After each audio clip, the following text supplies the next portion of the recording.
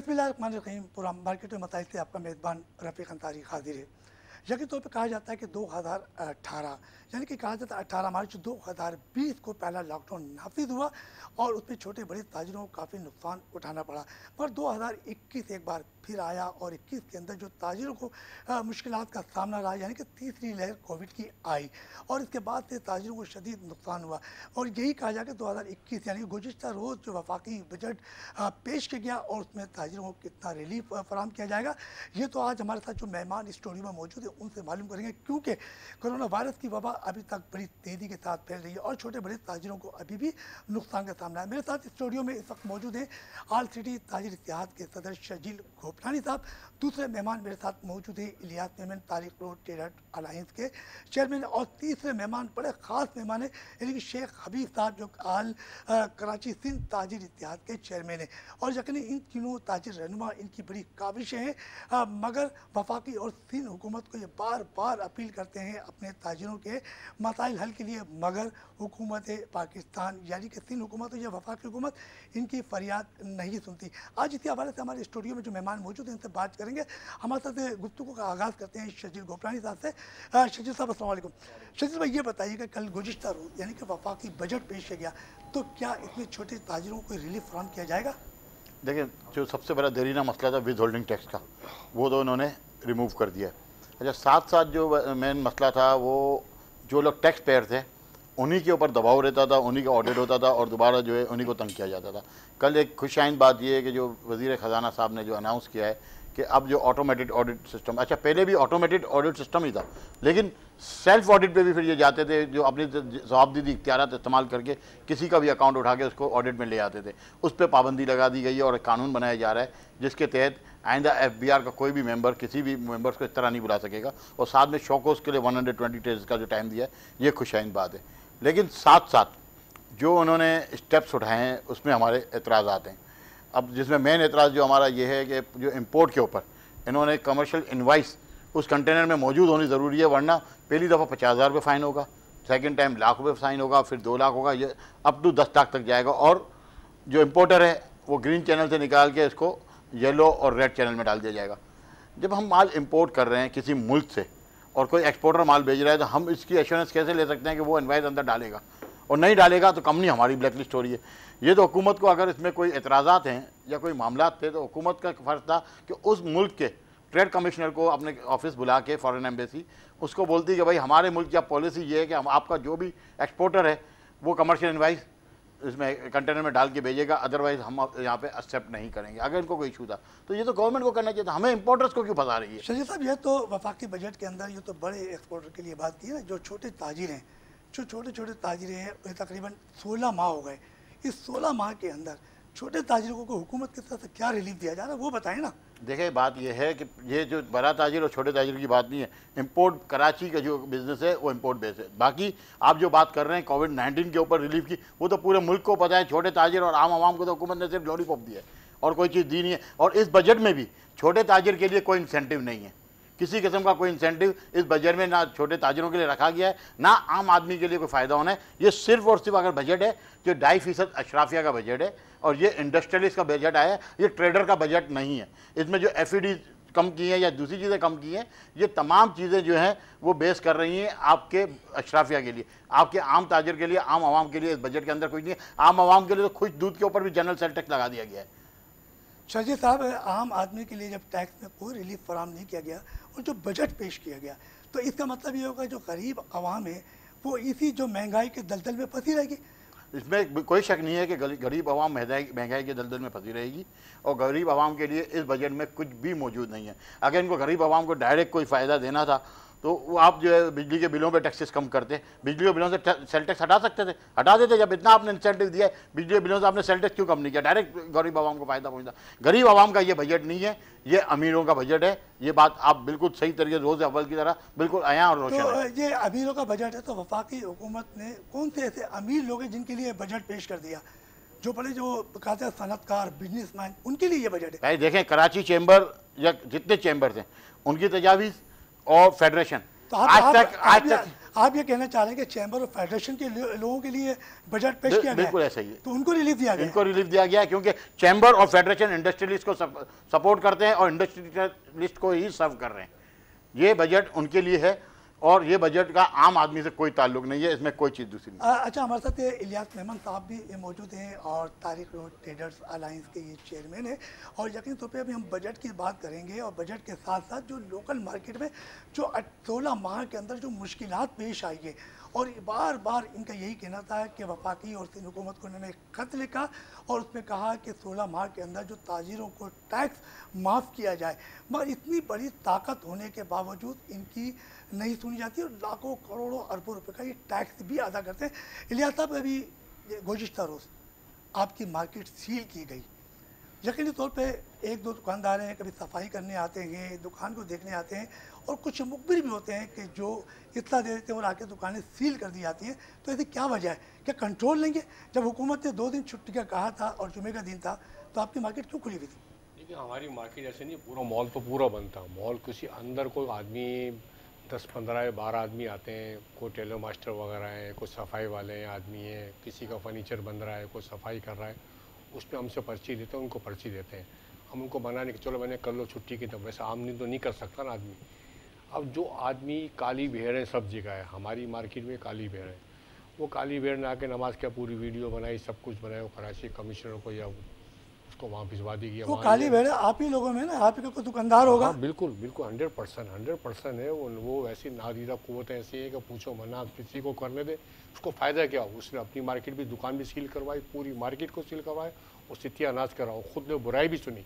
हमारे जितने भी ताजी बरादी है, सजील भाई हैं, चैम्बर वाले हैं, जितने भी लोग, सब ने मिलकर इसकी मेहनत सुबह से लगे हुए, तो सब लोग सुबह से लगे अल्हम्दुलिल्लाह, कल रात से लगे हुए तो अल्हम्दुलिल्लाह इस मसले को निपटा है। उन्होंने मुँह की खाई और पूरी मार्केट जितने भी आदमी हैं, 1500-2000 आदमी, सब ने बोल के मुँह। आप इलियास भाई ये कह रहे हैं कि शर्जील भाई, तो शर्जील भाई तो एक ताजिर एक्शन कमेटी बनाई गई, उसके डिप्टी कन्वीनर है, ठीक है, और आप उस तंजीम यानी एक्शन कमेटी में शामिल नहीं है और आप कह रहे हैं चैम्बर ने इस मसले को हराया, तो फिर ये एक्शन कमेटी ने फिर क्या काम किया? वो तो चैम्बर कर रही है ना।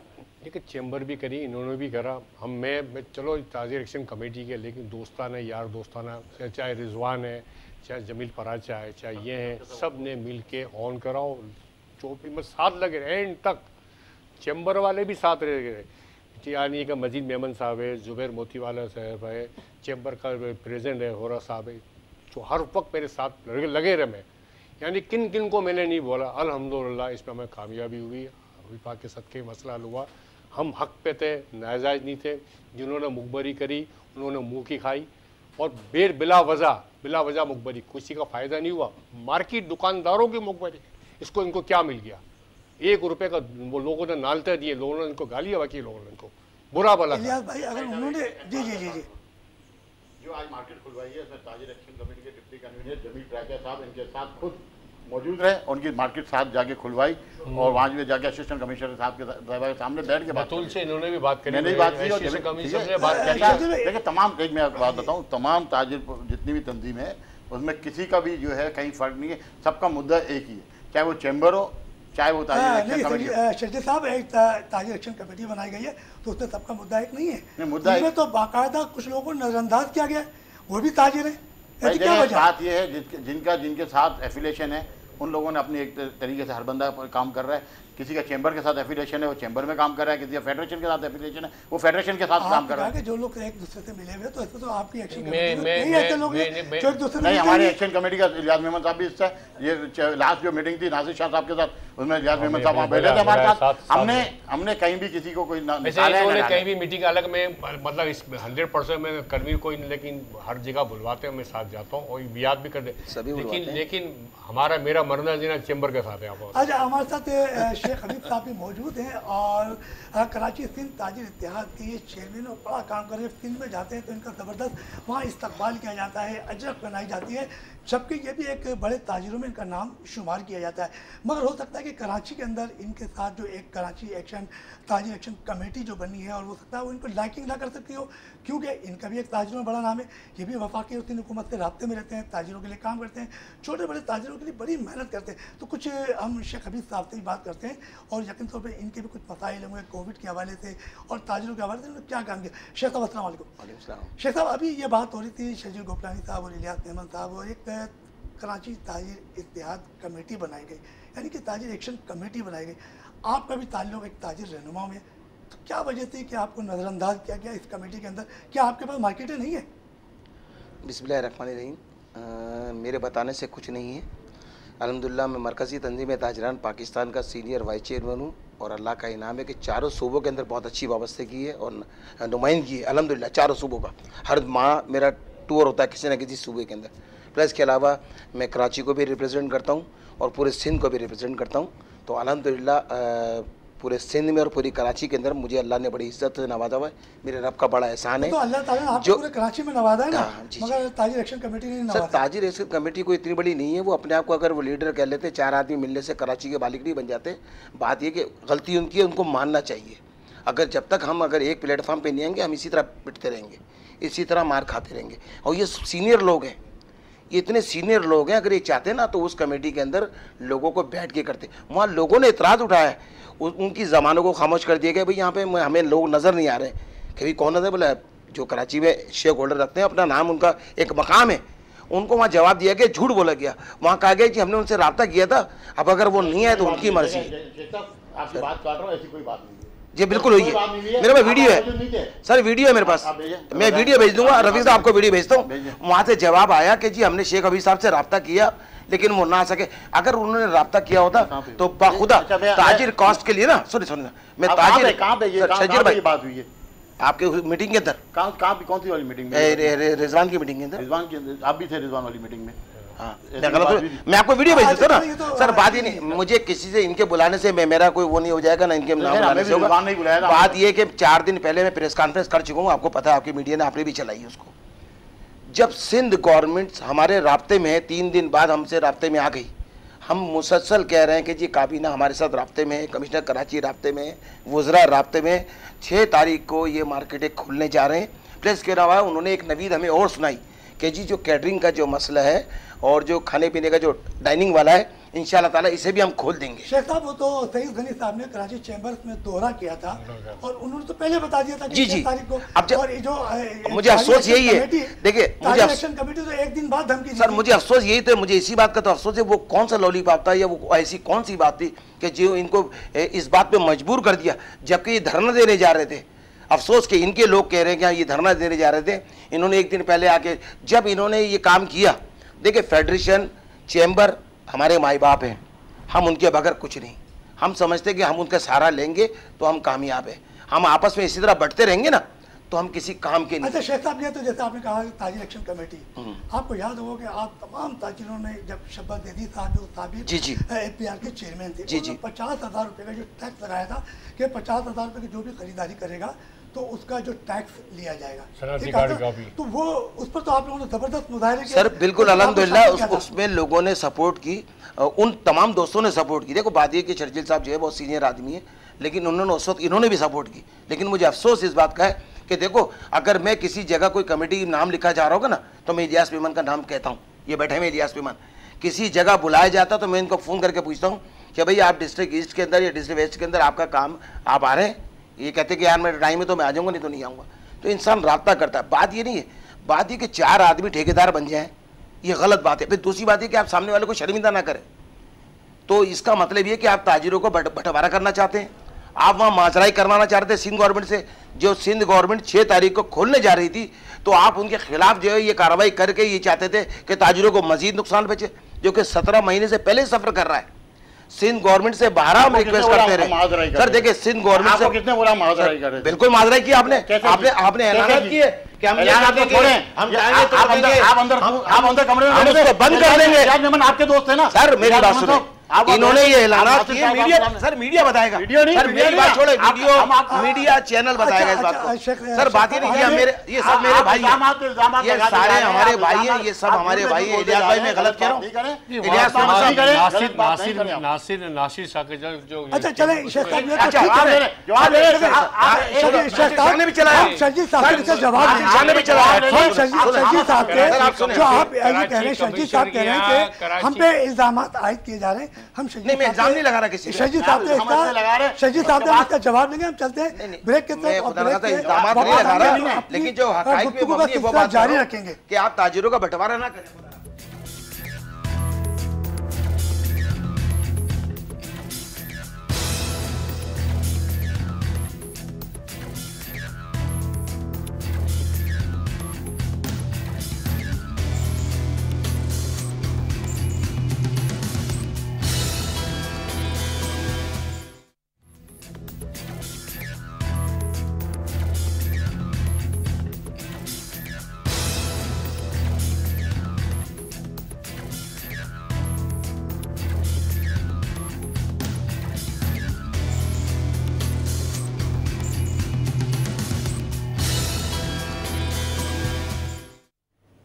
ब्रेक पर जाने से पहले शेख हबीब साहब बड़े जज्बाती अंदाज में ताजिरों के मसाइल के हवाले से बात कर रहे थे और बल्कि उनका शिकवा था कि जो ताजिर एक्शन कमेटी बनी है तो उसमें तमाम ताजिर रहनुमा को शरीक करना चाहिए था और ऐसा होना भी चाहिए था कि इनका मतलब ये कहने का है कि जो ताजिर रहनुमा है चंद जो उनके आपस में मिले उन्हीं को ओहदे दे दिए गए, वही लोग हैं ताजिर के, और बाकी के 18 जो तकरीबन जो है कहा जाता है ना कि 2020 18 मार्च को जब लॉकडाउन लगा था तो उसके बाद ये सारे ताजिर एक दूसरे के साथ मिलकर काम कर रहे थे, मगर थोड़ा थोड़ा बंटवारा होता गया, कुछ अलग हो गए, इधर हो गए, और ताजिर जो दुकानदार है छोटे छोटे वो परेशानी में मुब्तला है।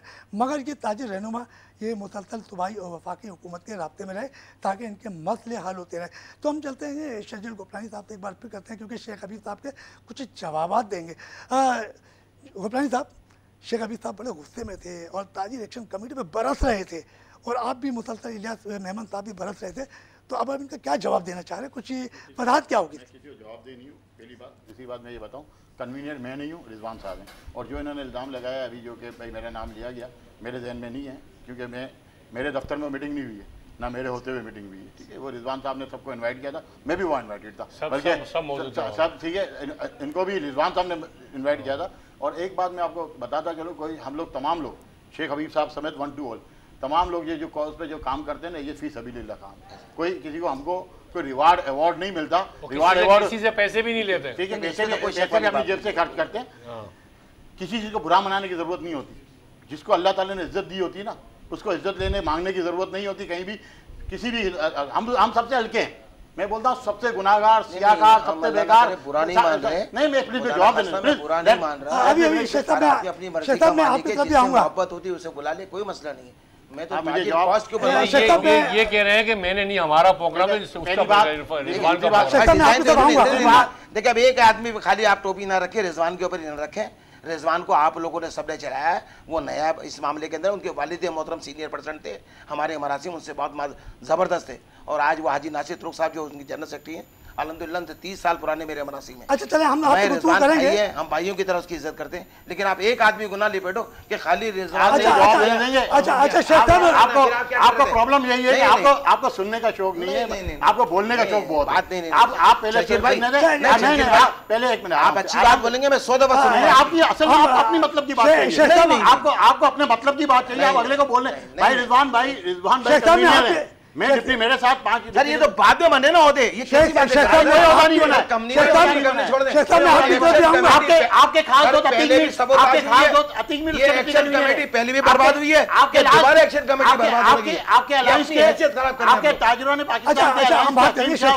पहले एक बात हो जाए मुकम्मल, मैं आपकी तरफ आऊंगा, पहले शजीद साहब को तसल्ली से जवाब देना जाए, उनके जवाब के बाद जवाब देंगे तो बड़ा मजा आएगा। चलिए देखिए, इनके खास दोस्त हकीम शाह साहब जो इनके अलायंस के हिस्सा हैं, वो उसका डिप्टी कन्वीनर है। मेरा तो इनसे कोई वास्ता ही नहीं है ना ताल्लुक है, मेरा एफिलिएशन है इनके साथ, ना अलायंस है, ना कोई वास्ता है। मैं सीधी अपनी बात कर, ये मुझसे बात, मुझे 1 मिनट प्लीज, मुझे आप किसी तरीके से भी टारगेट नहीं करें। ताजिर हैसियत से तो वास्ता है, ताजिर हैसियत एक प्लीज मुझे वास्ता है नहीं, मुझे कंप्लीट करने दे प्लीज। मुझे ताजिर हैसियत से तो वास्ता है नहीं, पता नहीं आपसे क्या वास्ता है या नहीं, आप क्यों अच्छा बात, ठीक है। हकीम शाह साहब, अतीक मीर साहब इनके साथ, उसमें अतीक मीर साहब इनके कराची के शायद चेयरमैन है या कुछ है, ये खुद सिंध के चेयरमैन है या कुछ है, ठीक है। वो उनके खास है, वो उसके डिप्टी कन्वीनर है, वो भाई उठाएं, हकीम शाह उठाएं। इलियास मेमन साहब जब कमिश्नर ऑफिस में मीटिंग में आए, नासिर साहब वाली, ये इनके सपोर्ट करें, क्यों नहीं करते सपोर्ट सब? भाई मेरा तो सीधी सी बात है, मैंने तो ना बनाई है ताजिर एक्शन कमेटी, ना मैंने इसको इन्वाइट किया था किसी को, हम तो खुद इन्वाइटेड थे, इसके गवाह इलियास मेमन साहब है। और कोई इतनी बड़ी बात, बुरी बात क्या है इसमें? अगर किसी ने आपने काम कर लिया, चले यार क्रेडिट आपको जाता है, हमने तो कुछ नहीं किया ना, आपने काम कर लिया, वेल डन, मैं आपको शाबाशी देता हूँ। और बोले अच्छा, आपको ये चाहिए। हम चलते हैं इलियास मेमन साहब की तरफ, और इलियास मेमन साहब से बात करते हैं। हम करेंगे अब लोकल सतह पे बातें, क्योंकि मार्केट की प्रॉब्लम बहुत है। ये तो वफाकी झगड़े चलते रहेंगे और ये ताजिर आपस में एक दूसरे से मिलते भी रहेंगे, क्योंकि इनका तो मिलना जुलना रहेगा, क्योंकि वो एक दूसरे के साथ ये कारोबार करते हैं। इलियास भाई ये बताइएगा कि कोरोना वायरस आया तकरीबन 16 माह हो गए, तो इस 16 माह के अंदर जो ताजिर जो मुश्किलात का शिकार हैं, कई बेरोज़गार हुए हैं, तो आपने उनके लिए कुछ सोचा? ताजी मिजाज खुद परेशान है, ताजी मिजाज खुद नुकसान में जा रही है। बड़े बड़े आउटलेट बंद हो गए, आपको पता है, बड़े बड़े आउटलेट नुकसान में गए, बंद हो गए, जिसका नाम पूरी दुनिया, वो आउटलेट बंद हो गए, उसके 20 आउटलेट उसके बंद हो गए। कहाँ से करेगा वो, खर्चे नहीं उठा सकता। मेरे अपने आप ही चुकाएंगे, 4 आदमी कम कर दी, क्या करेगा मुझे पता है। गवर्नमेंट ने 1 रुपये की फैसिलिटी, 1 रुपये की फैसिलिटी, जो बजट आए ना, किसी की फैसिलिटी नहीं, इनकम टैक्स वही ले रहे हैं, सब कुछ जो ले रहे हैं, मैं इस चीज़ के खिलाफ नहीं हूँ, लेकिन गवर्नमेंट ने इस बजट के अंदर छोटे ताजिरों को कुछ भी नहीं रखा, 1 रुपये का नहीं, कुछ भी नहीं रखा। क्या बात करी, ये सजील भाई ने कहा ना, सही बात बोली, बड़े ताजरों छोटे ताजरों क्या बजट है, क्या करेगा आपको मुझे बताइए। इनकम टैक्स भी वही लगा हुआ है, सेल टैक्स भी लगा हुआ है, बिजली में कोई चीज़ में महारात नहीं मिली हुई है, कि 1 पैसे की महारात नहीं मिली, किसी को छूट का कर्जा नहीं दिया, किसी को नहीं। यकीन माने तारिक रोड पे 135-140 दुकानें बंद हुई हैं।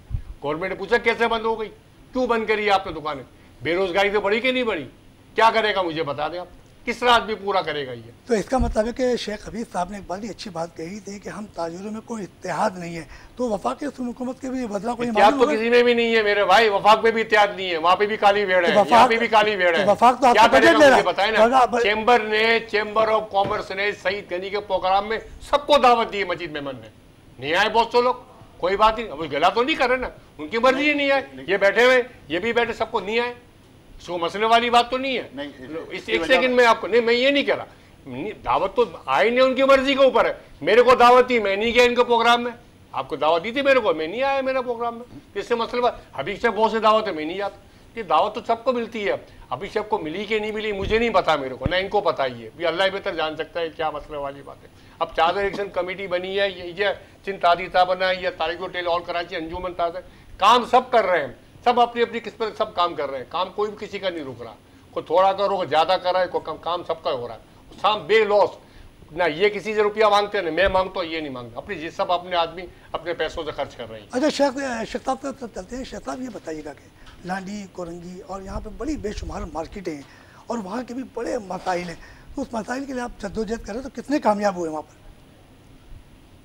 देखिए मसाइल तो पूरे पाकिस्तान में, और पाकिस्तान की 25 करोड़ आवाम जो है इसको पिछले 40 साल से फेस ही कर रही है। और बदकिस्मती ये कि जो हुक्मरान आते हैं वो इतने अच्छे आते हैं कि वो सब दावे और वादे तो ज़रूर करते हैं लेकिन होता कुछ भी नहीं है।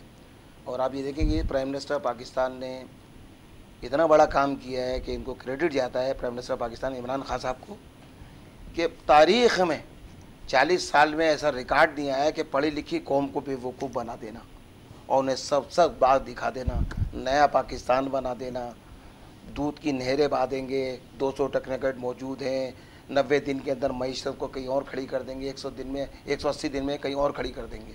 लेकिन 2.5 साल गुजर गए, अभी तक सब्ज़बाग ही चल रहे हैं।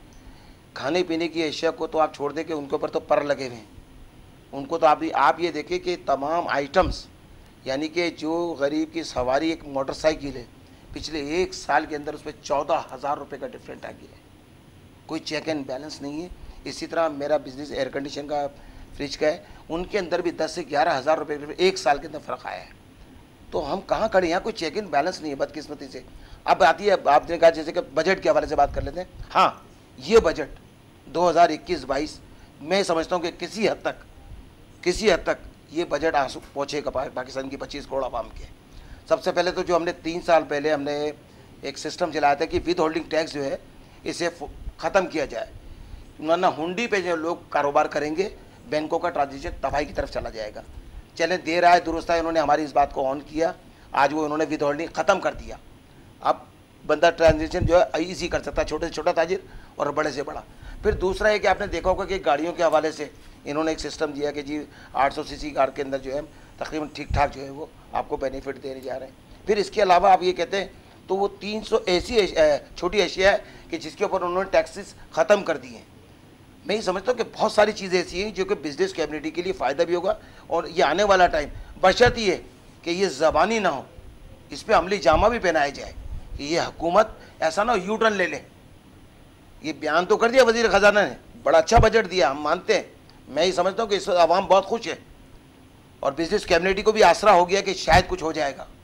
अगर ये चीज़ इन्होंने जो कही है, अगर इसको फॉलो कर देते हैं और ये तमाम चीज़ें दे देते हैं लोगों को, तो मुझे उम्मीद है कि पिछला 1 साल हमारा बहुत अच्छा हम सेटअप पे आ जाएंगे। शेख साहब, आपने देखा कि जब कोरोना के हवाले से बड़ा ताजिरों को नुकसान हुआ और आपने वफाकी हुकूमत से भी, 3 हुकूमत से भी बात की कि इनको कर्जा फराम किया जाए, बिना सूद कर्जा दिया जाए, मगर आपकी फरियाद सुनी नहीं गई। बिल्कुल ऐसा ही है ना। एक काम किया शर्जिल गोपलानी साहब ने, एक फाउंडेशन अक़वत ग्रुप है और इन्होंने कराची टम्बर मर्चेंट ग्रुप के साथ मिलकर एक काम किया, और जो डिस्ट्रिक्ट साउथ का जो इलाका है उसमें जो भी ताजिर उनको इन्होंने कर्जा फराम कर रहे हैं अपनी मदद। हाँ, तो ऐसा आप लोगों ने क्यों नहीं माशाल्लाह सोचा? बड़ी अच्छी बात है, बड़ी खुशी की बात, ये खुशाइन बात है। इन्होंने अपने एक एरिया में काम किया और इसको हम सराहते। देखो ताजिरों का काम यही काम करना। अब आपने कहा कि जी आप मकसद है कि मेरी सिंध गवर्नमेंट से 3 मुलाकातें हुई सीएम साहब से। सबसे पहली मुलाकात बिजनेस कम्युनिटी के अंदर, छोटे ताजिरों के अंदर, सबसे पहले सीएम से मैंने मुलाकात की, मेरे पूरे वफ्द में मुलाकात की, अल्लाह जन्नत नसीब करे। उस मीटिंग के अंदर अपने कासिम सिराज तेली साहब भी मौजूद थे और फेडरेशन से जो है मियाँ जाहिद भी उस मीटिंग में मौजूद थे, और सलीम मांडवाला साहब भी इत्तफाक से आए हुए थे, तो वो भी साथ बैठ गए थे सीएम।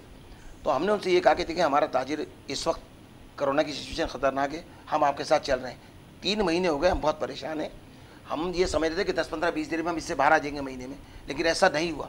हमारे ताजिरों ने दिल खोल के एहतियात की है, अल्लाह ने दिया है। बिलखुसूस पूरे पाकिस्तान में अगर आप देखें ना, तो सदका जारिया में या दीनी काम में या अखलाकियात में या समाजी काम में कराची सबसे बढ़ चढ़ के आगे हिस्सा लेता है, और कराची जो है अपना हिस्सा भरपूर देता है अल्लाह की रज़ा के लिए, और मेरा रब वैसा ही नवाजता भी हमें। तो मैं ये समझता हूँ कि हमने सीएम साहब से बात की, तो उन्होंने 45 मिनट 50 मिनट अपनी ब्रीफिंग दी। इसके बाद हमने उनसे ये रिक्वेस्ट की, बात ये हमारा छोटा ताजिर अब सफ़र कर रहा है, आप हमें बिला सूद कर्जे दे दें, जिससे हमारा छोटा ताजिर खड़ा हो जाए 5 लाख रुपए से 50 लाख रुपए तक, और उसके अंदर वो कोई किसी किस्म का वो ना दे। 1% अगर आप समझते हैं बैंक के कोई चार्जेस है तो हम देने के लिए तैयार हैं। उसका जवाब क्या दिया? उसका जवाब ये आएगा, 5 मिनट तो सोचते रहे। और सलीम मांडवा साहब ने उसका जवाब सलीम मांडवाला साहब ने जब बात की तो सीएम साहब ने कहा ठीक है, हम वफाक से बात करके आपका ये मसला सॉल्व करवा देते हैं। उस पर मैं ये कहूँगा कि कासिम सिराज साहब ने कहा कि जो शेख अभी बात कर रहे हैं छोटे एसएमईज़ के लिए, छोटे ट्रेड के लिए बहुत अच्छी बात कर रहे हैं। अगर शटर पावर वाले के साथ ये सपोर्ट करेंगे तो ये बहुत अच्छा अमल हो जाएगा। लेकिन सर वो कागजी कार्रवाई बातों में ही रह गया, पूरा साल गुजर गया, 17 महीने हो गए, अभी तक सिर्फ बातें ही बातें। पिछला जो रमज़ान गुजरा है ना, देखिए मैं आपको बताऊँ, बात ही कि हम ताजिर जो है ना, बातें तो हम बहुत बड़ी बड़ी करते हैं, लेकिन ताजिर के आंसू पोंछने के लिए हम तैयार नहीं है, सिर्फ अपनी सियासत चलाने के लिए ना, कि मेरा नाम आ जाए, मैं मीडिया पे खड़ा हो जाऊँ, मेरी मीडिया पे बात हो जाए, समझ रहे ना। अगर किसी ताजिर को खड़ा होना था ना, तो सर गरीबों के साथ रमज़ानों में खड़े होते हैं। मैं रमज़ानों में रोज़ाना चैनल पे चीख रहा हूँ, मैं रोज़ाना चैनल पे बहस कर रहा हूँ, लेकिन कोई आवाज़ नहीं बना छोटे ताजिरों की। हमें कहा जा रहा है अब सियासत करने से फायदा कोई नहीं है। कहा जा रहा है कि छोटे से ब्रेक के तरफ चलते हैं, ब्रेक से वापस आएंगे तो हम अपने मेहमानों से गुफ्तगू का सिलसिला जारी रखेंगे।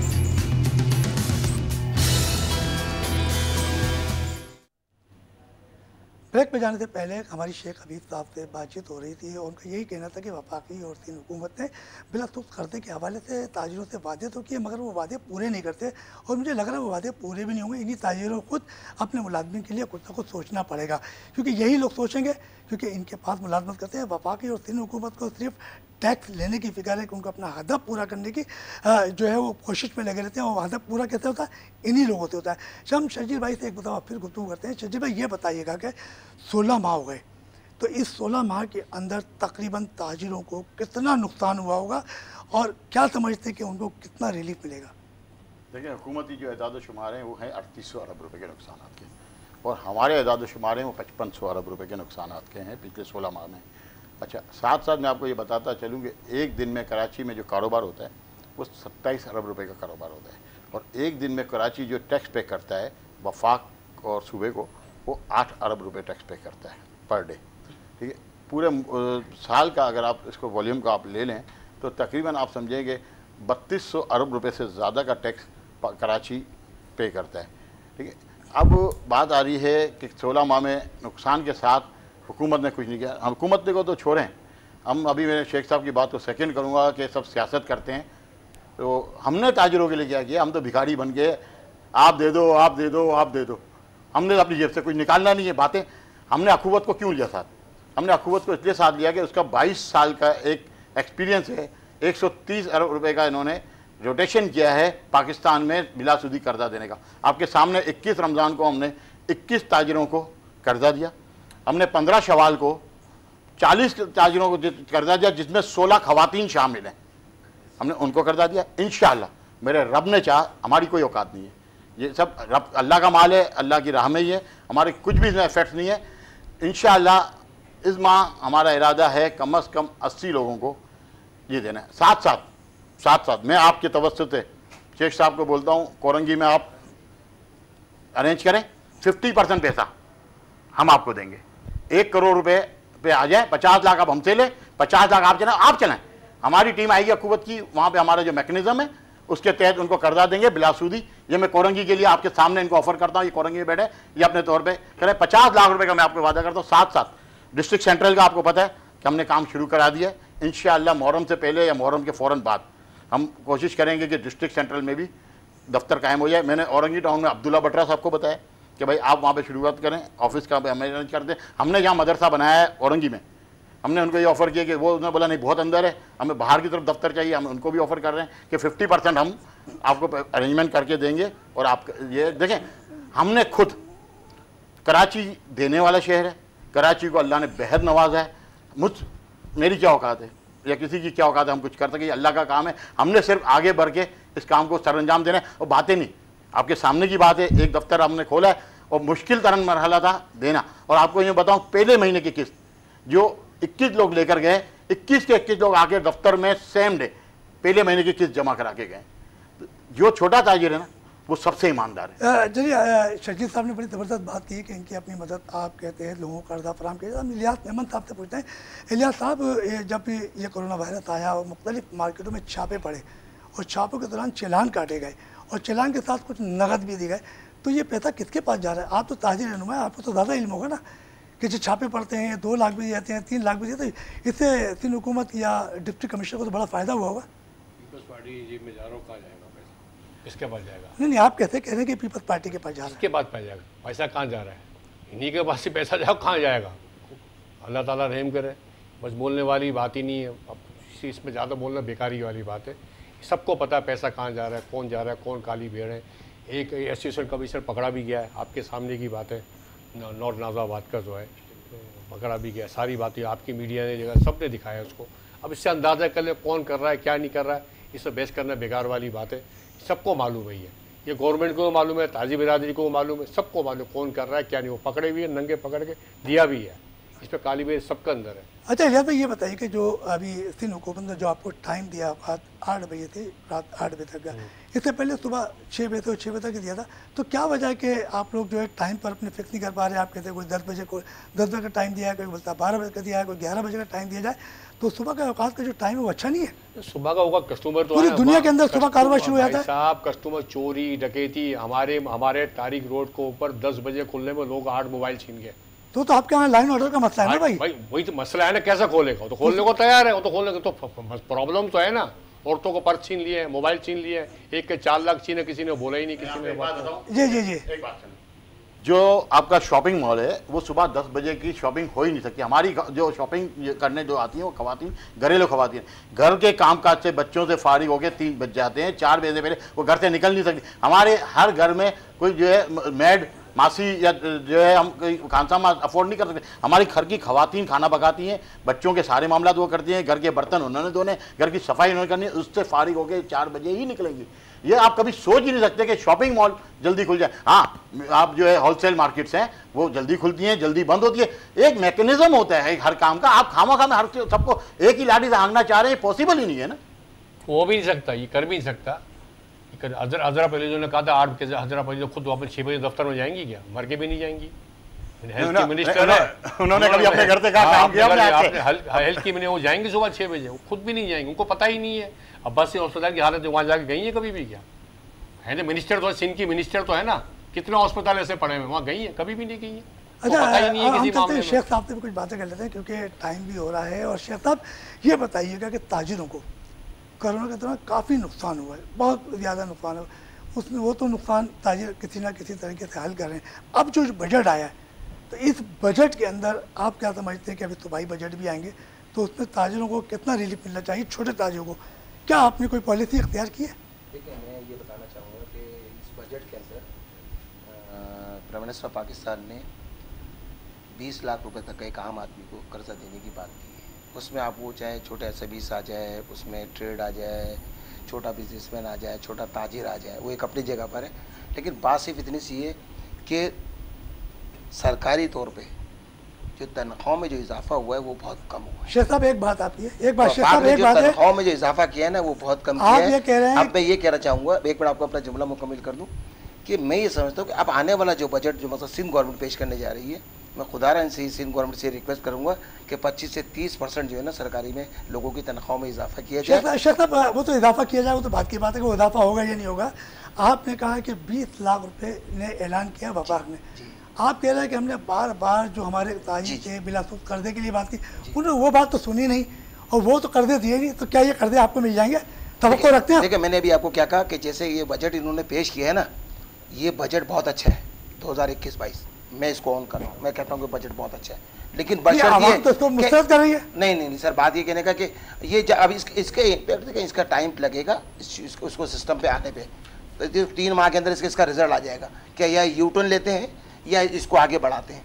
असल वजह है कि जो बजट पेश किया गया है ज़बानी तौर पे, अगर उस पर अमली जामा पहना दिया गया तो मैं ही समझता हूँ कि वैसे तो पूरी दुनिया में प्राइम मिनिस्टर पाकिस्तान का एक नाम है, इस वक्त पाकिस्तान का एक मेयार नज़र आ रहा है, लेकिन हमारी 25 करोड़ आवाम जो है ना वो पिस रही है इस मेयार के चक्कर में, उनका नुकसान हो रहा है।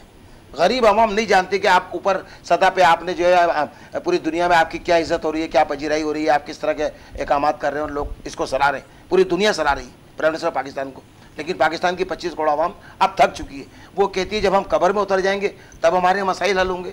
तो मैं अपने प्राइम मिनिस्टर से ये कहना चाहूँगा, खुदारा गरीब आदमी का ख्याल करते हुए छोटे आइटम जो छोटे लोग काम करने वाले हैं उनका एहसास करें, दिहाड़ीदार तबके का एहसास करें।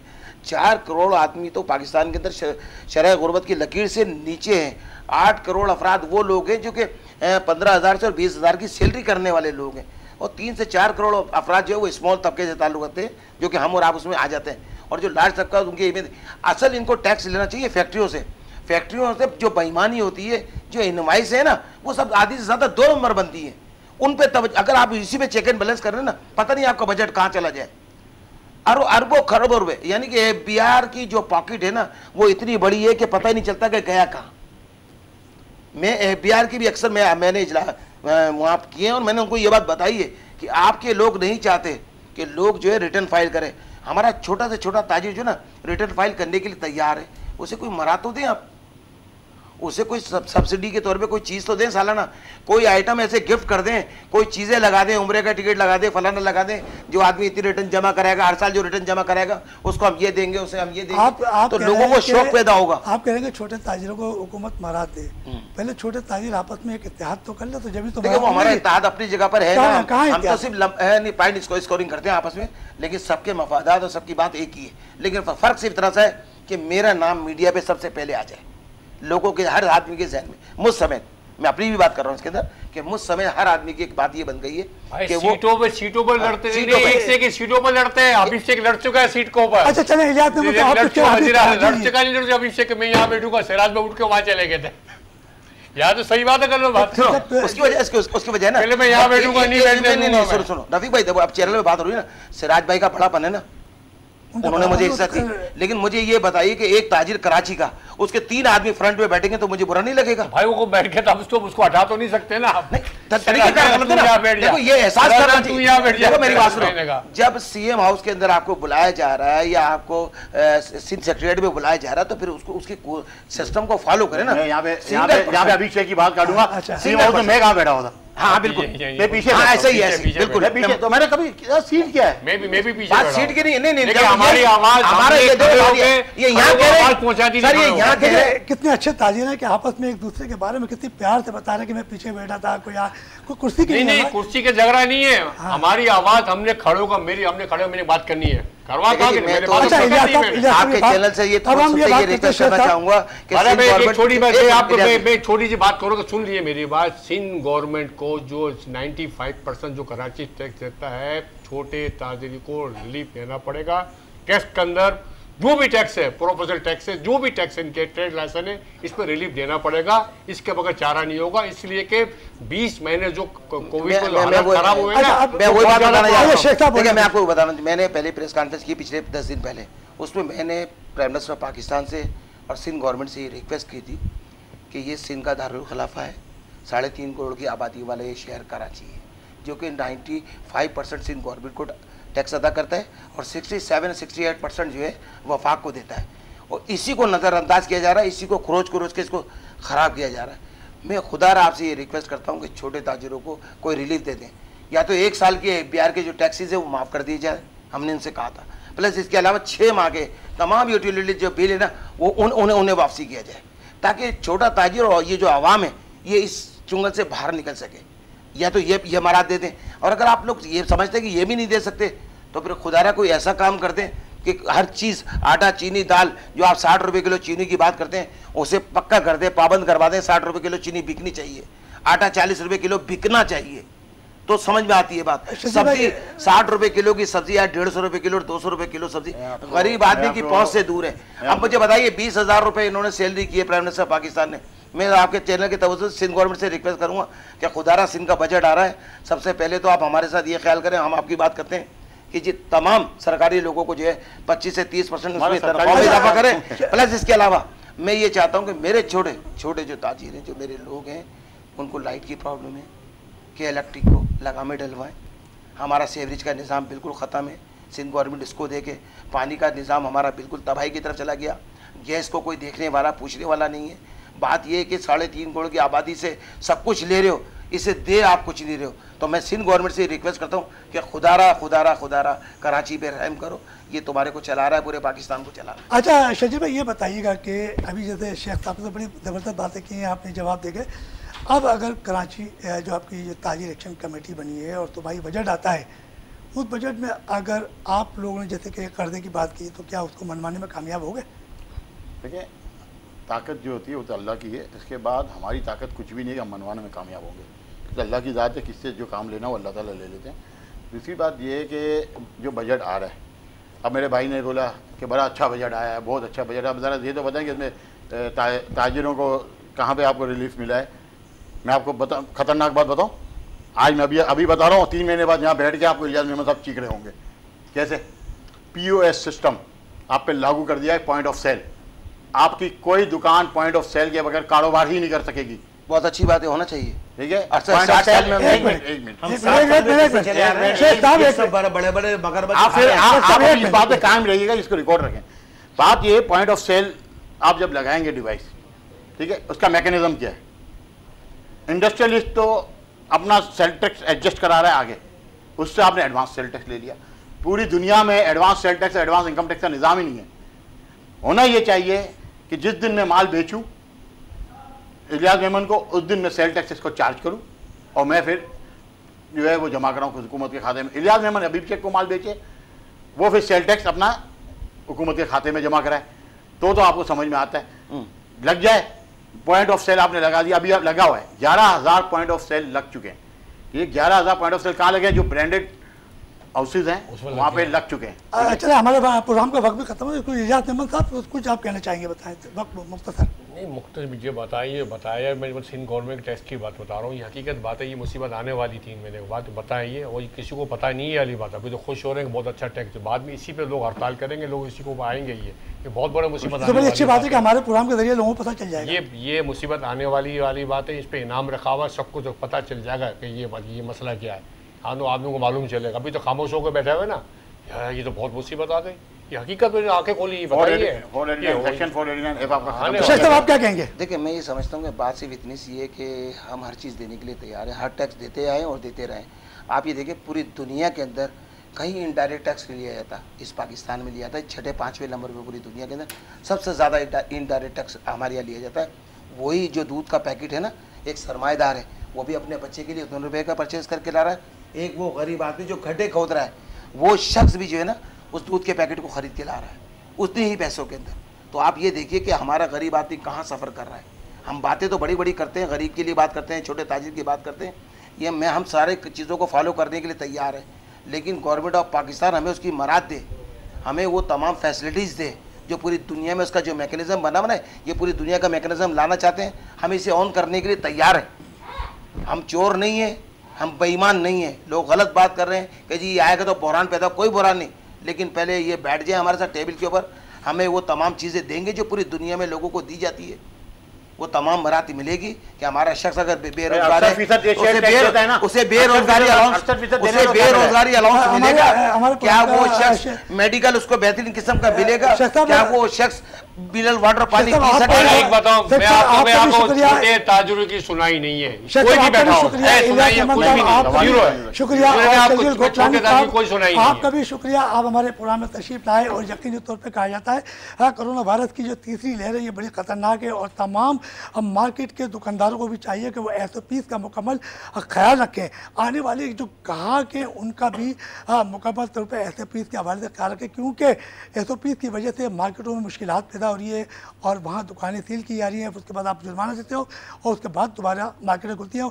और जितने भी ताजिर रहनुमा है मुख्तलिफ मार्केट के, वो भी कोशिश कर रहे हैं कि किसी तरीके से अपनी अपनी मार्केटों में किसी किस्म की SOPs की खिलाफ वर्जी ना हो। मार्केट मसाइल से आपके मेज़बान रफ़ीक अंसारी को इजाज़त दीजिए। हम नए मेहमान के साथ हाजिर होंगे। अल्लाह हाफिज़।